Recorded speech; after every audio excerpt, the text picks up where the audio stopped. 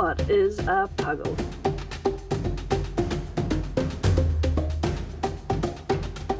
When is an owl not an owl?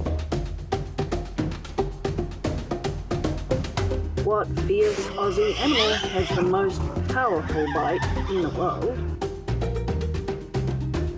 And why is this lizard's tongue blue? To find out, come to Bonorong, a wildlife sanctuary in Tasmania, Australia. Land of some very unusual animals. I'm Alison, a Kiwi veterinarian who loves helping animals. And this is Graham, kangaroo cameraman and drone pilot. And together we travel the world for animal encounters and adventures. Welcome to Bonorong. Come along and meet these cute, curious creatures called echidnas. These unique Australian native animals lay eggs, but then care for their baby in their pouch where it drinks her milk. Yes, mammals can lay eggs. These special mammals are called monotremes, and they are unique to Australia and New Guinea. Another example of a monotreme is the platypus, who has a duck-like bill and webbed feet.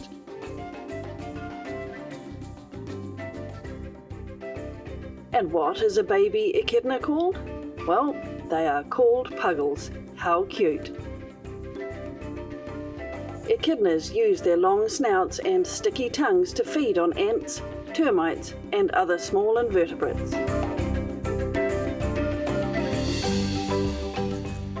Echidnas can blow bubbles from their nose to help cool off in heat waves.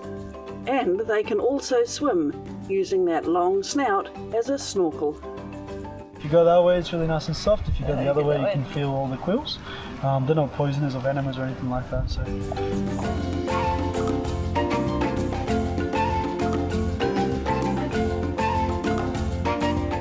can see the back legs, but they're actually facing backwards. They're going out towards the sides instead of forward. With those back legs, they can actually anchor themselves into the ground and they won't be able to be lifted up. So it's a really good protection mechanism because you've got quills all around the edges, and the ones around the edges are actually thicker and stronger than the ones up here. But when they do feel threatened, all those quills will stand up and they'll be really sharp.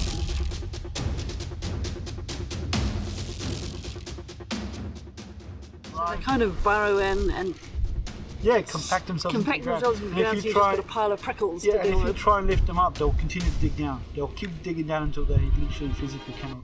I just love that tongue. So yeah, the tongues that were used to get in between the bark of trees, underneath rocks and things like that. So.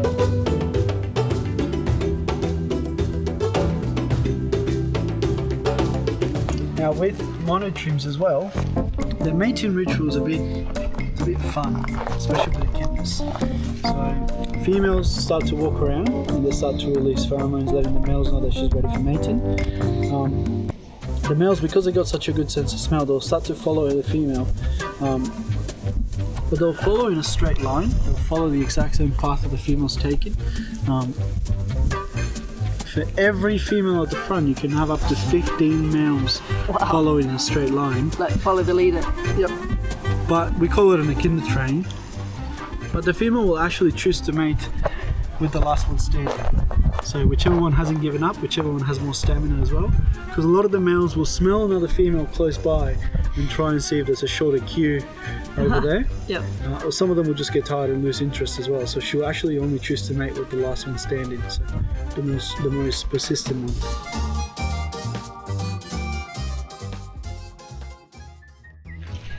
Remember when we went to the prawn farm and the prawns were getting all in between your fingers? It was like that with the echidna's tongue just...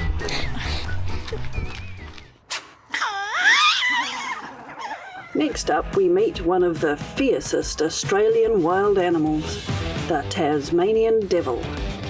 It is the largest carnivorous marsupial in the world. Imagine a stout, furry creature about the size of a small dog, yet with a bite so strong it can crush bones with ease. They actually have the strongest bites in the world for any animal in relation to their body size. This formidable jaw strength allows the devil to feast on the toughest of prey, leaving nothing to waste.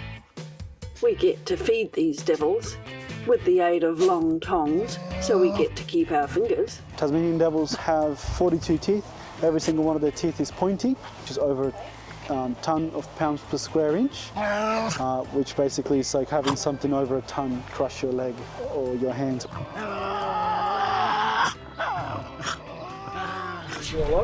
That means walk away from my food. That little sneeze sound, that means back away, this is my food. That also means go away, this is my weapon. I can be hurt here if you come any closer. That's that yawn showing me her teeth. But then that is a sign of trust. That's a sign of, that's fine, you're fine. I guess I can stand you. So.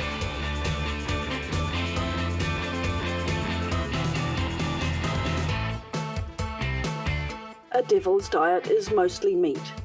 They are scavengers at heart, cleaning up carcasses left behind by other predators. Unfortunately, devil facial tumour disease has left these native animals on the brink of extinction. Luckily, thanks to the conservation efforts of wildlife sanctuaries such as Bonorong, these remarkable animals have a chance of survival. Is a tawny frogmouth an owl or not? Well, these feathery fluffballs are actually from the nightjar family. With this particular species, there's two ways of hunting. You've got active hunting, which is what owls do, for example, which is swooping down, catching the animal, killing it. But if you look at the little talons, they're actually very small, and they're not sharp at all. So they're not really good at gripping an animal and flying with it. So they focus very heavily on something else called passive hunting. With the passive hunting is they'll use the camouflage mechanism and they'll let the animal come to them. So usually they'll actually sit closer to the tree or really far up the edge, and they'll make themselves look really nice and skinny, and they'll elongate their body, and then they'll close their eyes so the reflection doesn't give away their position, and then they'll open their mouth really nice and wide.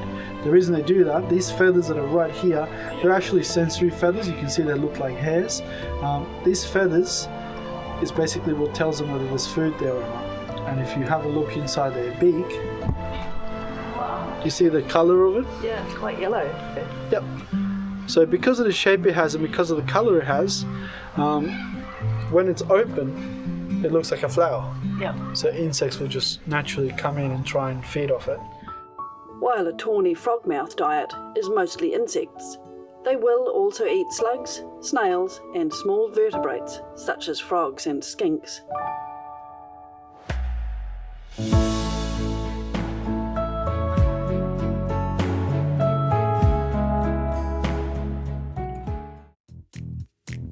The endangered spotted quoll is second only to the Tasmanian devil with the power of its jaws. Quolls are also found on the Australian mainland. Opportunistic predators, these hunters will eat eggs, small rodents, small birds, and they can even take down a possum.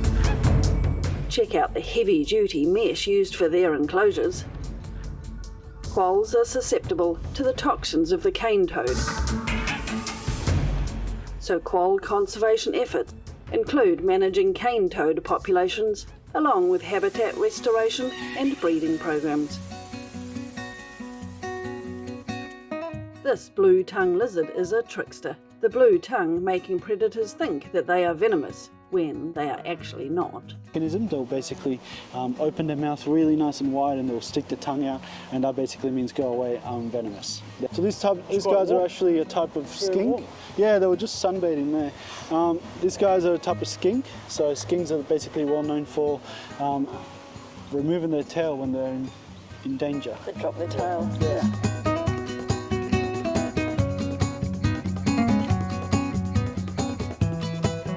Would you recommend someone coming and doing a feeding frenzy private tour? Absolutely, even a small group tour.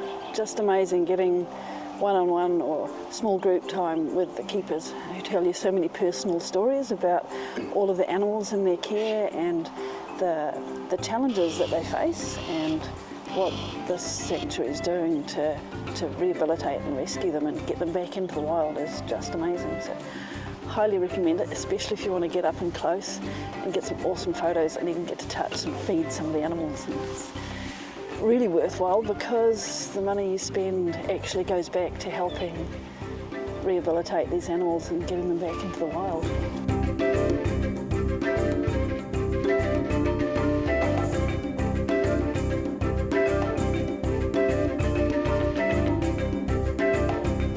One, 2, 3, 4, 5, 6, 7, 8, 9, and then there's 2 up there. Okay, it keeps changing. Spot the cockatoo. Hello, cocky. There you go. Join us next episode as we explore more of Tasmania, including the wild and dramatic Bay of Fires coast.